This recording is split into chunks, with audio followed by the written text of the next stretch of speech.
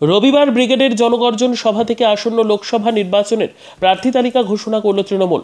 এবারই প্রথম ব্রিগেডের সভা মঞ্চ থেকে তৃণমূলের প্রার্থী তালিকা ঘোষণা করা হলো। সেই তালিকায় একের পর এক চমক দিয়েছে তৃণমূল। পুরনো মুখ থেকে নতুন মুখ সবাই রয়েছেন তালিকায়। চেনা রাজনৈতিক নেতা থেকে অরাজনৈতিক মুখ সবাই জায়গা পেয়েছেন তৃণমূলের প্রার্থী তালিকায়। রয়েছে সেলিব্রিটি চমকও। আপনার কেন্দ্র কোনটি? সেই কেন্দ্রে কে হচ্ছেন তৃণমূল প্রার্থী? রইল পূর্ণাঙ্গ তালিকা।